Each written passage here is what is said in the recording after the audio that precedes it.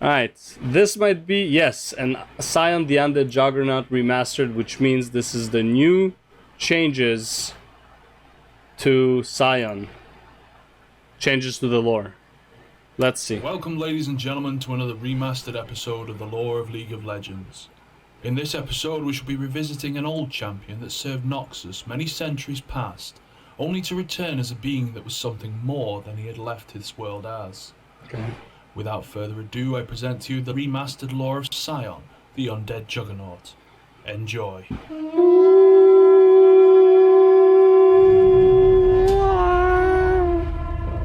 Bum bada bum bada bada bada bum bada bum. Noxus and Demacia have never seen eye to eye. Constantly on the march against each other, either side would do anything to gain the upper hand if it were to ensure them victory. Again, what's with the volume? Demacia had marched on Noxus in force, standing at the walls with 10 soldiers for every one of Noxus's own, and the King of Demacia standing behind his army to witness the Noxians scoured from the face of Valoran. The gates were barred, but one man demanded the army march out and face them. That man was Scion. He refused to cower behind the city Yeah, this is definitely the remastered Scion. Like, the skin is completely different. walls while the enemies of Noxus still drew breath. The gates opened, and with the warriors of Noxus at his back, Scion strode through the Demacian rabble with one purpose and one purpose only: to cut the army's head from its body. The royal guardsmen believed they could halt the charge of this juggernaut. It proved to be a fatal mistake. He cut them down one by one until only he and the king remained.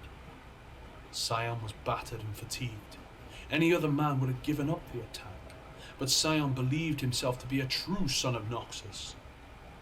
He battled the Demacian king beyond his breaking point and was finally bested, but not beaten.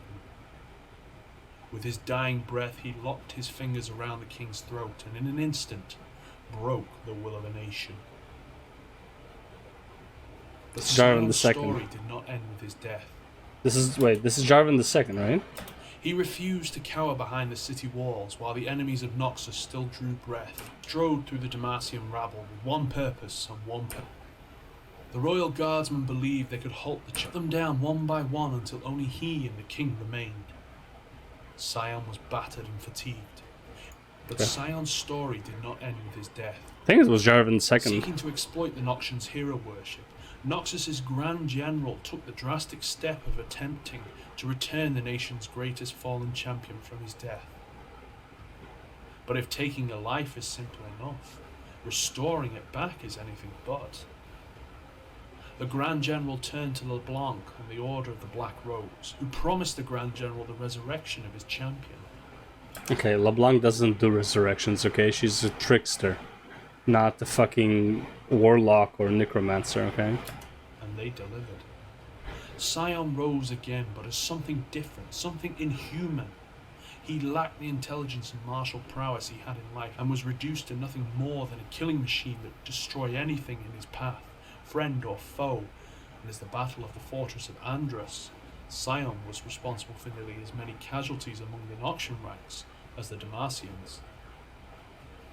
He feasted on the very act of slaughter, and it took a company of heavy infantry to subdue him. With no way to control him, the Noxians were forced to lock their former champion away, and it would be centuries before another Grand General of Noxus returned to the tomb to resurrect the champion once more.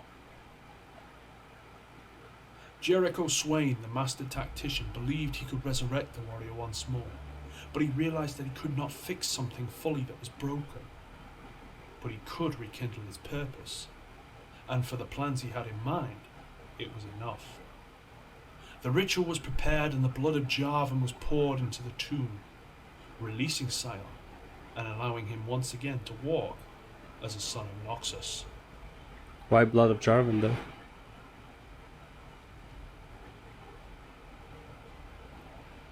And that But why blood of Jarvan? What does the blood of Jarvan have to do with his resurrection?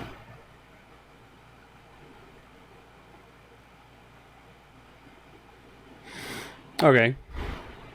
So Sam killed Jarvan too, or King of Demacia, like centuries ago. So let's say centuries, let's say what, 300 years-ish? That would be before Jarvan 1 even, really, if you think about just like time-wise. If it was a century ago, like 1 century, it can be Jarvan 1 or Jarvan 2, to be fair, right? Depends how long each of them live. But I don't know why the blood of Jarvan is what helped resurrect him in the end. But okay. Wait. Next one is Azir again? Holy hell, alright. Let's go next. Azir part 2.